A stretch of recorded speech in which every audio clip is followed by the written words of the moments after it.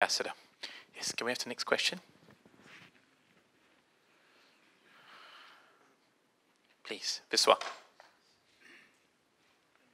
Why don't you just take my seat? Take my seat. First off, I'd like to congratulate One People for putting a very good conference together. I've attended conferences, but I would say that the two keynote speeches this afternoon, were really thought-provoking. And thank you, Ambassador. Thank you, Janadas. I have three questions disguised as comments. Right? Firstly, I'm not sure whether it's fair to label Singaporeans as a nation of complainers. I know that Dr. Goh may have said it, but nobody has the monopoly on wisdom. So I don't think just because Dr. Goh may have said it, that it's right. I don't think it's fair to say that we are a nation of complainers. Because the moment we start labeling, you're not allowing for a natural outflow of sentiments. Race, language, religion are very primal emotions. We have to be careful to not intellectualize or rationalize these emotions. And so I would caution about labeling. And the moment you do that, there's a risk of us glossing over the real emotions, and then they don't go away. So I think we need to now look at managed ways of allowing people to air their views. Sometimes it could come across as complaints. Not everybody is able to have the facility of the language to articulate it in a manner that is palatable. But I think we must accept that different people will express it, but the expression is coming with sincerity. That's the first thing.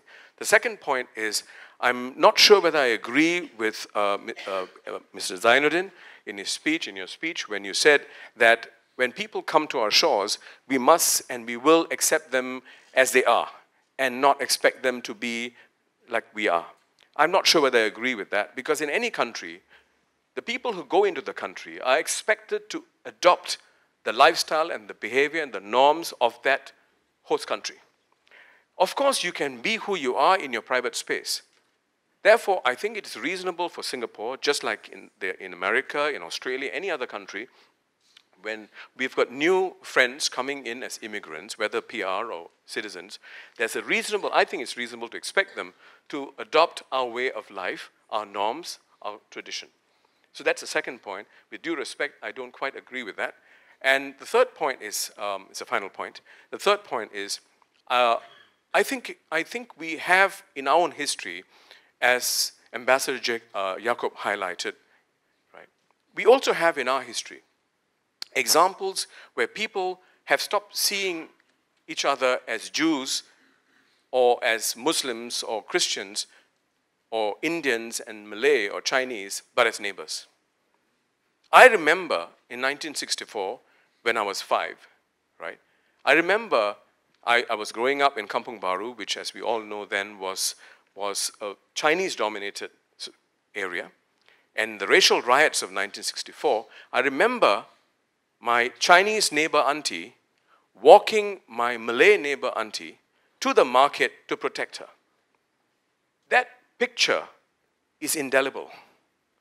It may be one incident, but that made me believe that the feeling of multiculturalism is there in each one of us, and we need to celebrate it and talk about it more.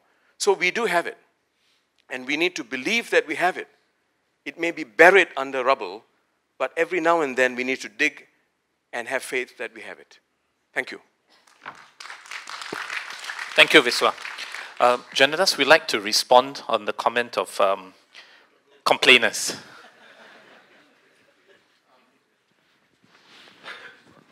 At the bottom is a switch. If you remember, it was Napoleon who once called England a nation of shopkeepers. So that was what Dr. Goh was playing on when he called Singapore a nation of complainers. It is not a big point. Complaints, you can be a nation of complainers, feel justified about your complaints. All I was saying is that this is not new, what you have in Singapore now. is not a new situation. It is something that has always been there. We always forget that, Singapore, we imagine that Singapore has been this stable political entity forever. The moment Lee Kuan Yew was born, he appeared on the scene, everything was stable. It's not like that. It took a long time to establish the stability that we have. And even Mr. Lee took many years before he established his dominance. And maybe I might speak a little about that. The PAP, if you recall, first won power in 1959, but it almost lost power within 2 years when part of the PAP went off and formed the Barisan Socialists.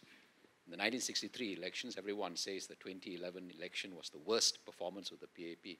Actually, the worst performance was in 1963, when he only got 47% of the votes, and the Barisan got 37% of the votes, and he got 13 seats. And then we got into Malaysia. The PAP fielded 13 candidates in Malaysia, and all but one of them lost. So the PAP has seen many defeats. When did Mr. Lee establish, or the PAP establish its dominance? I would say in June 1965. June 1965, there was a by-election in Hong Lim, in the very heart of Chinatown. And the PAP had lost that election twice before in a row, in that constituency. It lost in a by-election in 1961, and again in 1963, it lost. Why did it win this time around in 1965? In June 1965, it was in Chinatown, right in the heart of Chinatown, because they decided, people saw Mr. Lee fighting for a Malaysian Malaysia, refusing to be cowed in Malaysia, and that's why they decided this is the person who will fight for us, for a Singapore, or a Malaysian Malaysia as it was then, and that is why the PAP won in a constituency they lost twice before. So I'm trying to recall this history as a way of explaining to you that it is not as though we have this dominant structure and it's always been like this, is natural. It is not. Nothing is natural. Nothing is natural. Nothing is given in Singapore. Everything was built, and everything, because it is man-made, it is not natural, it is not a given, it can disappear. Thank you, Janadas. If I may also still leave it with Janadas on Viswa's second question, and in defense of my chairman, if I can from the floor, just to elak or direct that to Janadas, I think to be fair to Chairman's speech, when he mentioned that, as Singaporeans, when we see the foreigners coming in, that we accept them the way they are, I think Chairman was actually reflecting a research paper from IPS, which I think talked about that. Perhaps not so much that whether it's right or wrong, but I think the research that IPS did indicated that Singaporeans were willing to accept the foreigners as they are when they come into Singapore. So maybe, Janadas, you could just comment on that. This paper, but though it was produced by IPS, if I recall correctly, the surveys showed that Singaporeans accepted a model of integration as opposed to assimilation. Let me explain the distinction. In France, you're French so long as you accept French culture and you speak French. In America, the model is different. It is not assimilation. You do not become like everybody else in the country. It is integration. In other words, you maintain your own identity, but you join together and form a greater entity. Out of many, one, which means you remain many and you become one as a result of combining, but retaining your own identity. So in Singapore, the metaphor we use is that of a rojak. Right? So I think it's a good sign that Singaporeans do not insist on assimilation. In other words, the foreigner doesn't have to become like us. Just as we do not expect a Malay, a Chinese Singaporean does not expect a Malay to become like Chinese, in culture or habits. We have separate identities. We retain our separate identities. We do insist on bilingualism, on retaining your mother tongue, your own cultural identity, but we also believe that there is a larger whole possible. I don't think there is any alternative to that. Every successful multiracial country is, in fact, a rojak. You must allow people to maintain their different identities while insisting that there is a larger identity that subsumes the various different identities. Thank you, Jonas. Taking Viswa's third question on multiculturalism, that innate in us, in all of us, is a sense of that strong sense of multiculturalism. And perhaps I can put that question for comment by Sister Teresa. Innately, in all of us as human beings, regardless of race, language, or religion, are we all imbued with a sense of multiculturalism? We were talking about expecting the foreigner to be like us. I was in Italy for more than 10 years, at least as a religious, I think almost 12 years. And I think the only time really when I felt that I was more like Italians was when I was angry, you know. I would be speaking like an Italian because all the gesticulation. But other than that, I think having been away from Singapore for so many years, I really discover my own root and my own identity. I think if you had to ask me to define what is it that I say I'm Singaporean, I'm not very sure. But when we walk around St. Peter's Square and you have another group of Singaporeans, straight away we say, "Are you from Singapore?" You know, maybe it is a way we speak, and then, you know, Singaporeans, true enough, many of us will find things very cheap, even if at that time euros were high. But I think there's something more than that, you know. One of the things I find when Singaporeans move, which I discovered the first time when I started to work in the Vatican, and to the horror of the first day when I was in office was, I was actually in an office all Catholics, which is very rare, you know, except for my community of religious. Wherever I work, it's very natural that I'm working with people from different races and different religions. It's a given here in Singapore.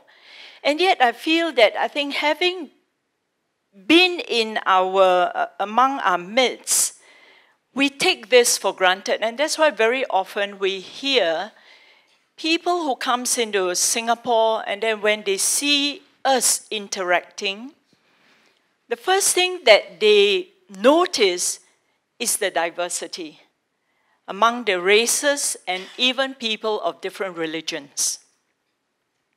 So for me, I think even among my colleagues in the interreligious organization, it is something that comes very natural to us. You know, very seldom do we find ourselves, well, except on, again, when we're in places of worship doing our religious duty, but we find that most of us actually has this capacity, and I feel that it is innate in a lot of us Singaporeans to embrace that diversity among us. It's a given, you know, and we take that for granted. Unfortunately, I think Janadas was talking about the social media. Again, to my horrors, when I go on the, I have a Facebook account, and then I go on to Yahoo and all that, and I said, my goodness, what have Singaporeans become? It's so embarrassing, the kind of remarks that we make on social media. You know, maybe it's because we are kind of hiding behind the social media. There's no identity, no one is seen, right? But the kind of remarks that we make. And yet, when we interact, even with our youngsters who is supposed to be IT savvy, I always say that I'm from the 1900 era, you know. Actually, I've moved out from the Jurassic era. I was there, so I'm in the 1900 now, so slowly.